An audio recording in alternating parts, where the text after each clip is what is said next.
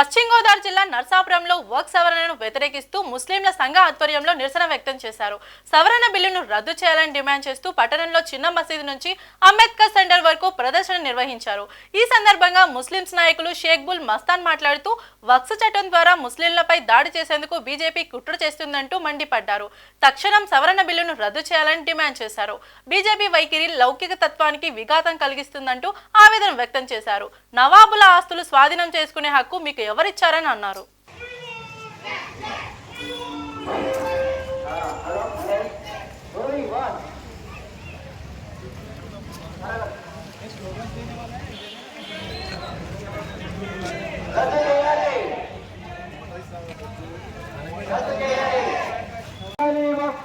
చట్టాన్ని ముస్లింల మనోభావాలను దెబ్బతీసే వక్ఫ్ సవరణ చట్టాన్ని వెంటనే ముస్లింల మనోభావాలను దెబ్బతీసినటువంటి వక్ఫ్ సవరణ చట్టాన్ని వెంటనే ముస్లింల మనోభావాలను దెబ్బతీసిన వక్ఫ్ సవరణ రద్దు చేయని చట్ట బిల్లును వెంటనే రద్దు చేయాలి. వక్ఫ్ సవరణ చట్ట బిల్లును వెంటనే కాపాడాలి. రాజ్యాంగ విలువలను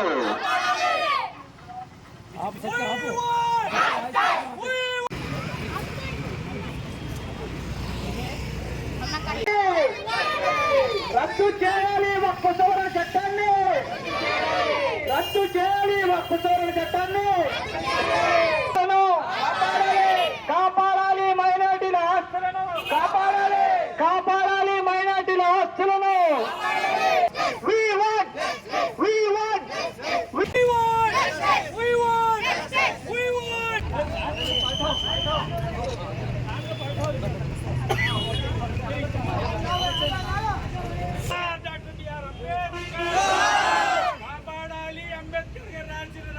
విలువలను కాపాడాలి. అంబేద్కర్ గారు రాసిన రాజ్యాంగ విలువలను కాపాడాలి. అంబేద్కర్ గారు రాసిన రాజ్యాంగ విలువలను డాక్టర్ బిఆర్ అంబేద్కర్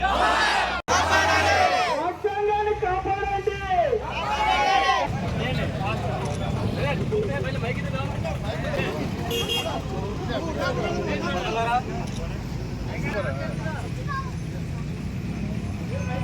సరే సోదరులారా, రీసెంట్ గా మన పార్లమెంట్ లో వక్ఫ్ సవరణ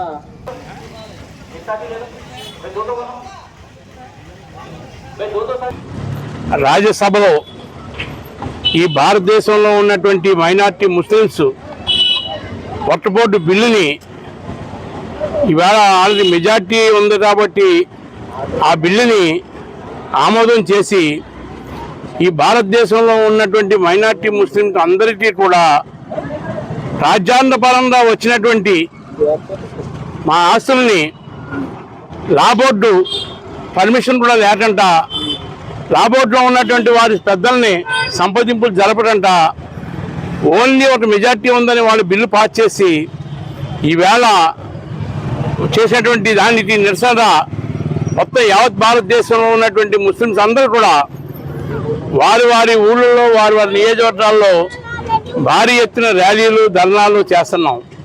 కేవలం మరి ఈవేళ నర్సాపురంలో ముఖ్యంగా మాకున్నటువంటి మైనార్టీలు 6 మసీదులు ఉన్నటువంటి ఇమాములు కానీ ఉన్న కమిటీ పెద్దలు కానీ మా సెక్రటరీ ఇద్దాని గారు అలాగే ఆలీ గారు ఇర్ఫాన్ గారు వీళ్ళందరూ కూడా పాల్గొని ఇద్దాని గారు మరి ఈవేళ మేము అడుగుతున్నది ఒకటే, మరి మీరు మైనార్టీ ఆస్తుల మీద మీరు పెత్తనం తీసుకొని మీరు సీఓని కూడా పరాయి వాళ్ళని పరాయి కులస్తుల్ని ఈ వక్ఫ్ బోర్డు సీఓగా మీరు అపాయింట్ చేయడం చేస్తారనేటువంటి రూమరా అది ఎంతవరకు కరెక్టో మీరు ఒక్కసారి ఆలోచన చేయాలి. మరి గతంలో పరిపాలన చేసినటువంటి చాలామంది మేధావులు పార్టీలు అయినప్పుడు కానీ పెద్ద పెద్ద వాళ్ళు జవహర్లాల్ నెహ్రూ గారు, లాల్ బహదూర్ శాస్త్రి గారు, ఇందిరా గాంధీ గారు, మరి అటల్ బిహారీ వాజ్పేయి గారు, ఇటువంటి పెద్దలందరూ కూడా వాళ్ళకు తెలియదా ఈ రాజ్యాంగం? లేకపోతే మైనార్టీ ఆస్తులు ఉన్నాయని సంగతి వాళ్ళకి తెలియదా? ఈ మైనార్టీ ఆస్తులు మీరేమన్నా సంపాదించి పెట్టినటువంటిది ఈ 10 ఏళ్ళు మీరేమన్నా సంపాదించి ఇచ్చారా మైనార్టీలకి? మరి మైనార్టీ ఆస్తులు అంటే ఏమిటి? ఒక్కసారి ఆలోచన చేయాలి మీరు. పూర్వం మైనార్టీలు ఎట్లా కూడా నష్టపోకుండా ఉండాలి, పేదరికంలో ఉన్నటువంటి వాళ్ళకి ఉపయోగపడాలని మైనార్టీలు ముస్లిమ్స్ దాన ధర్మాలు చేసినటువంటి ఆస్తులు మైనార్టీ ఆస్తులు వక్ఫ్ ఆస్తులు. ఆ వక్ఫ్ ఆస్తుల మీద మీకు ఉన్నటువంటి పెత్తనం ఏమిటి? పోనీ మీరు పెత్తనం చేయాలన్నప్పుడు ఇంకా చాలా ఆస్తులు ఉన్నాయి, వాటి మీద పెత్తనం చేయాలి. మరి ఈవేళ కొన్ని చోట్ల దేవాలయాల్లో బోర్డులు పెడుతున్నారు, ఎలాగా నాట్ అలౌడ్ ముస్లిం అని. మరి మన ఆ సాంప్రదాయం లేదు. ఇట్లా మనందరం కూడా భారతదేశంలో అన్నదమ్ములు బాగుండా, సోదరు బాగుండా, మిసరాది బతకాలనే సంకల్పంతో మరి ఇప్పుడు కన్నా మీరు కళ్ళు తెరిచి ఈ మైనార్టీలు ఉన్నటువంటి వక్ఫ్ బోర్డు బిల్లుని సవరణ చేసి దాన్ని రద్దు చేసి మా ఆస్తులు మాకు కాపాడి, మాకేం సొంతంగా వచ్చినటువంటి ఆస్తులయ్యి, మా పెద్దలు పూర్వీకులు ఇచ్చినటువంటి ఆస్తులయ్యి, మీరు కానీ మీ దాతలు కానీ దాన ధర్మాలు చేసినటువంటి ఆస్తులు కాదు. కాకపోతే ఇంకోటి పెడుతున్నారు. అలా ఏంటి, పూర్వం హిందూ సాంప్రదాయంలో ఉన్నటువంటి వారు కూడా హిందూ సోదర భావంతో వాళ్ళు కూడా కొన్ని ఆస్తులు రాశారు. ఉదాహరణకి ఒక పెద్ద మసీదు ఉంది, వేళ చేపల మసీదు. దానికి ఎకరం భూమి 24 రూపాయలు కొని ఒక ఎడ్ల బిల్లు వారితో ఒక నివాసి రాసేటువంటి దశలు ఈవేళ కూడా ఆ దశలు ఉన్నాయి ఈవేళ.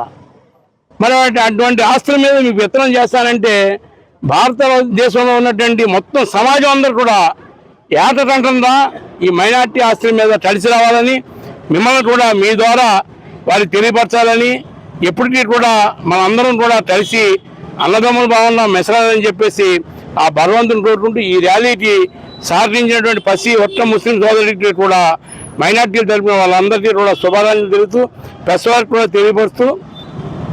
కూడా శుభాకాంక్షలు తెలియపరుస్తూ మా వాదనల్ని మీ ద్వారా రాష్ట్ర లెవెల్లో కానీ కేంద్ర లెవెల్లో కానీ తెలియపరచాలని చెప్పి కోరుకుంటూ